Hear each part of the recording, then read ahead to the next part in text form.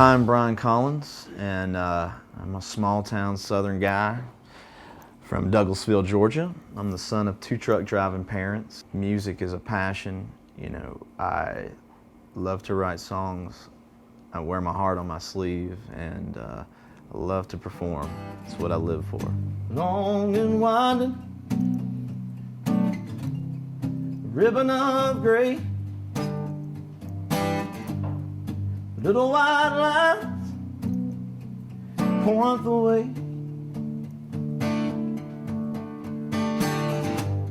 And I keep my hand steady,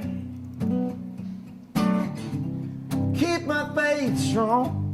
My defining moment to get into the music business was when I started to step outside of just sort of the art of it, and then realize there's also a business aspect to the music business, and just started collaborating with people. My manager, Santos Vasquez, and just trying to organize everything with my music, my catalog. There's just so many aspects that some people don't think about. They just think they're going to write a song and then that big magical moment's going to happen, but there's a lot more work involved. When I go on stage, the thing that I'm thinking about is get into the song. You know, don't worry about anything else, but get into the song. And when you're in the song and you're feeling the song, people are going to feel that. And I really want to make sure that the audience is experiencing the same emotions that I'm experiencing. So that's what I try to work on the most, is how can I convey this message the best way. And it comes down to just being honest. It's pretty simple. Be honest, be yourself on stage, and you can't go wrong. And the wheels of my dreams keep on turning, yet they're always just out of reach. It seems the harder I run, the further I get from me. If you ask me about me growing up, I don't know if I've ever grown up, because how does a musician grow up, you know? But as a small boy, I had some personal tragedies in my life where music was a big distraction, and in a good way. And so I would carry my radio around everywhere I went. You know, I don't know if you've seen that movie Radio, but that was kind of me without the shopping cart. I would carry this radio around, you know, everywhere I'd go, and back then it was in a little Walkman form.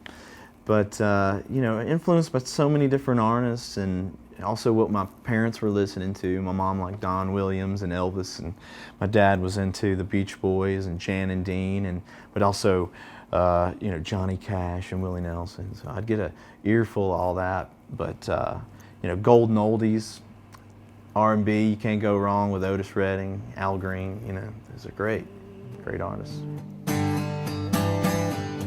Mama sent the hometown paper so I could catch up on the news, with a little yellow note written inside saying come home soon. And I opened it up to the middle, and it broke my heart. I've been in several bands over the years, and I just kind of developed my craft and learned how to write songs and try to convey these songs in a format that people understand and digest.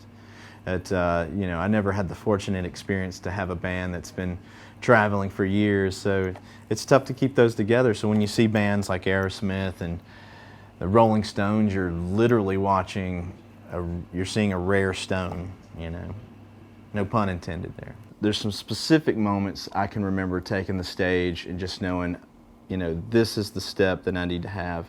I was on a show with Blackberry Smoke, which is also a local Atlanta band, but they're also they're touring right now in the UK and in Europe, and but at that moment we did a sold-out show with them, and I knew right then that I was onto something. Glowing days and starry nights, a twinkle in my old man's eye, still a part of me. America was made right here, till all the blood, the sweat, the tears, and dried up in a memory. Yeah, a memory, it brings me back. You know, the music industry is a brutal industry. You know, if you don't love what you do, it's not for you. And because the love of music is what's going to keep you driving through those hard times. And when, you know, you've given up everything, your family and your friends, and you've gone after this dream, you know, nothing left but the passion and love for music is what you got to hold on to. So over the years of working in the music business, you kind of have to do things to help yourself survive. You know, especially these days when labels aren't signing you, you kind of have to go out and do a lot of these things yourself. And you know, pick up a book, learn a little something about your industry, try to broaden your talents, and or at least just be a little more knowledgeable, and it can go a long way. Disappear just like a ghost, doors are chained and boarded closed, and time rolled up the streets in rust, and here lies the last of the good stuff. I'm in the UK because not only is it incredible, but the people here are very open-minded about music. It's you don't find categories so much as you do just the next station that plays a different batch of music. You could be playing country songs and you could be playing pop songs, and back to back, and that's what I really love about being here, is that everybody just loves it's a good song, and song is king. So my new album that I brought over here is called Healing Highway, and it's 13 songs of blood, sweat, and tears, and mixed in with a little heart and soul.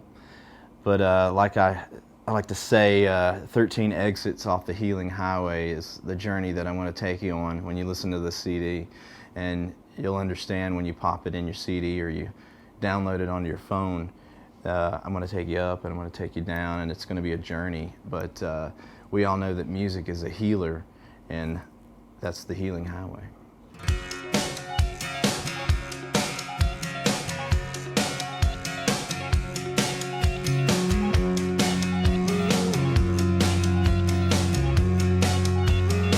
They say you can't go back. Well, I guess there's some truth in those words. As a matter of fact,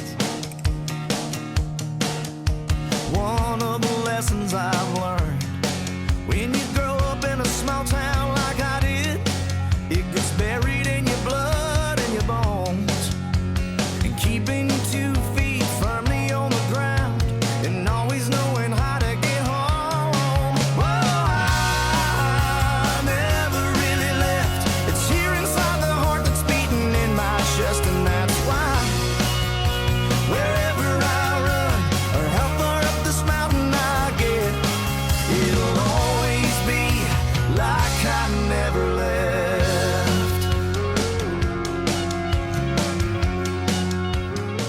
Never Really Left is the first release from the album. We made a music video with Planet Sun Productions, and based out of Nashville, Tennessee. And basically that song is about, you know, wherever you go, no matter how high you get up that ladder, you always be yourself, stay grounded. But it also has another more literal meaning, is when you leave somewhere and you have memories of a place and a time, they are always with you no matter where you go. When I put this album together, there was a whole other album. When I went to Nashville, there was a whole other album that was ready to be made, and something didn't quite feel right about it, and I knew I had more to say.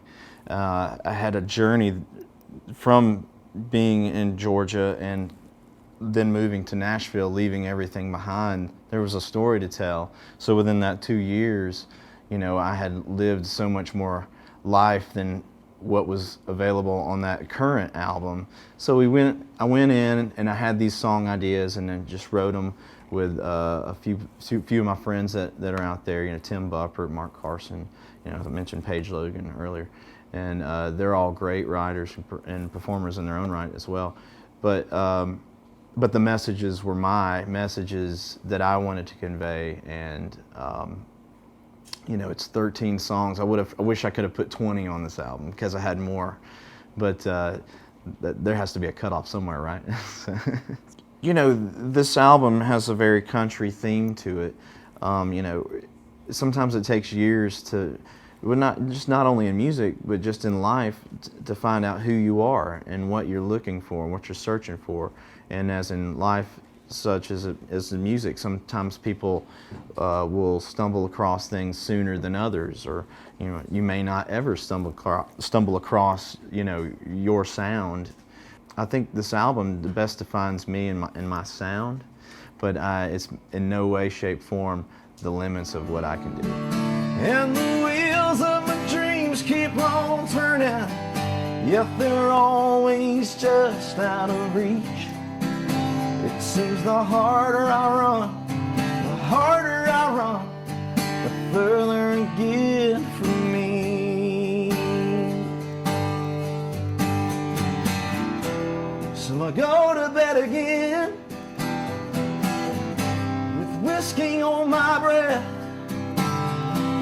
wondering if what I'm searching for is better than what I left.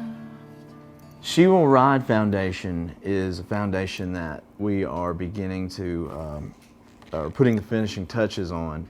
It's based upon a song that I wrote with John Hopkins from Zac Brown Band, and it's about my sister who had passed away from leukemia at a young age. And you know, I had been dealing with these emotions in my own way, kind of buried, and it wasn't until I was older that I could actually bring them up and resurface and kind of deal with it in the format of a song, you know. And so when we finished the song, I showed it to my manager, Santos, and he had a great creative idea of being able to use that song as a catalyst to raise funds and assist children with leukemia and their families. And so we're working every day to get this thing off the ground, and we look forward to putting it out there for everybody to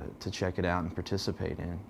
You know, no one knows the answer to what the future holds, but if I had my perfect world and I had the glass ball in front of me and I could rub it, you know, it would be a situation where I could do what I love for the rest of my life and be able to provide for my family and friends, and also provide an environment that someone could come in and enjoy music and enjoy an experience that's just a little bit more than going to a concert and filling up a pint and you know, smashing heads with your friends. You know, I want you to come in and be affected. The harder I run, the further I get. The further I get from me. Oh.